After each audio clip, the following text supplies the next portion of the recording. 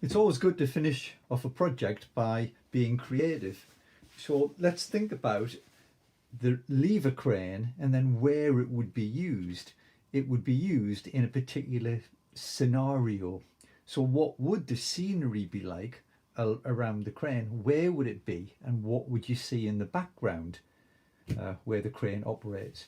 Well, there's all sorts of possibilities.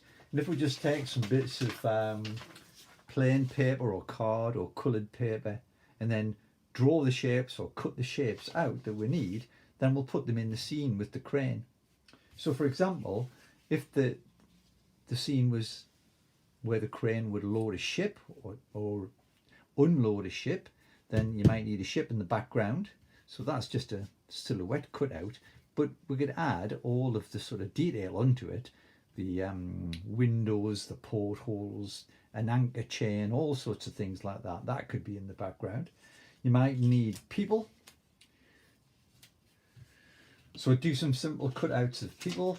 I'm sure you've all seen this before, where what you do is if you've got a little piece of paper like that, about that size, fold in half and then symmetrically cut. We all know what a person looks like. They've got a round head like that, look. There's the arms up in the air, so that's this person here, arms up in the air. A bit too long maybe, so we'll chop a little bit off. Arms coming back down to the body. There's the side of the body there. There's the legs coming out there. There's the shoes on the end of the feet. Well, this person looks more like they're sort of doing gymnastics than driving a crane, but you get the idea. There we are. So this could be the very excited crane driver who's so thrilled because he loves driving a crane. All right, but you get the idea. You can have any shape you want and put lots of detail in, like the shape of the boots and all sorts of stuff. A hat on his head. So there we go. What else could you have? Well, there could be a sort of trucks in the background. There could be in the distance in the background there another crane. You can have all sorts of stuff in your picture. Well, what about the crane itself? It was popular for the huge cranes on the River Tyne, and other rivers as well, to give them a name. And one of them I remember was called Titan. Titan the crane, so that's a very powerful name. You could think of a name for your crane and then give it, make a nameplate for it.